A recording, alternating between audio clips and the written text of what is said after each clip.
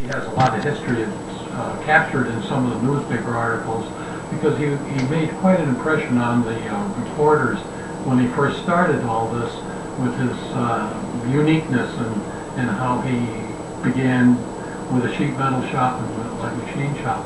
And he was very, very nice. And he's still around somewhere. I don't see him often or I hear about him. And I give him full credit for anything that was developed because he was unique, special, and a very nice person to know. So now are you teaching anybody the trade of making this machine now? Well, anybody can do it, and there's lots of people who can knock it off, and some do. I had a guy who was building me parts and then decided that he would give me competition, and I don't mind. I think my philosophy is the more people who know about it, the better it is for everybody. Yeah. I don't think that keeping it, close to your chest and not letting people know what goes on and something that's going to help you expand your business. Yeah, we had a talk about that, and it just befuddled me that somebody would want to keep that for themselves and not expand. So, there were people making them. Yeah, people making them around Christmas time. People had a little sheet metal shop or something, would bang a few together and they'd sell them. And advertisements all often appeared in the paper at Christmas time, right next to each other, and it didn't bother me at all. I don't really care. I'm happy to see somebody else in it because I think these are special and they're well made and they'd stand up to anything. We've had people. I had somebody from Singapore at my home. And he was going to take it back to China. And I said, something wrong with that picture. They're sending things here. I said, you're going to take it over there and copy it. And he said, no, things that are made in America are better. And everybody has the knowledge that it's well built. If you say this was made in America, it means something over there, even in Singapore and China.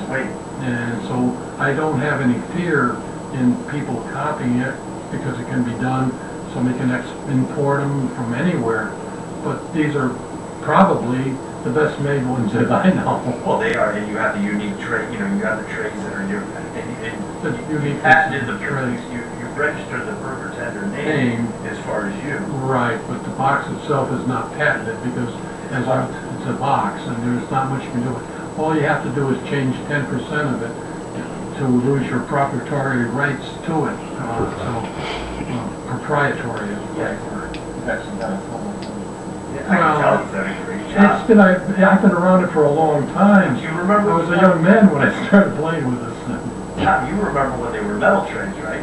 Yeah, those are still around. And they still are around, but it's just... Bob has exclusive rights to the plastic. Yes. Tell us a little bit about that. Well, the trays were originally stamped square because of the dies that were used with the steel. And the steel proved to be not the best product to stamp a tray out of. It forms a patina and it's harder to clean after it's used many, many times. It's very hot to handle. And Dale developed the tray with the cooperation of Dow Chemical. They had a formula where they use a product called Ultemp 1000 in it, and it is dishwasher safe, is certified not to put anything harmful into food, and I have never had to replace one that wore out. They just don't wear out, and food will slide off them, but on repeated use, say you use a little elbow grease on them or soak them overnight well, and I find that people, even in their own homes, prefer something that cleans easily, that is much like Teflon, and as long as you don't use steel wool on it, it'll last for a long time. I watched Tom clean them up, and they seem to wipe them off, and they're perfect.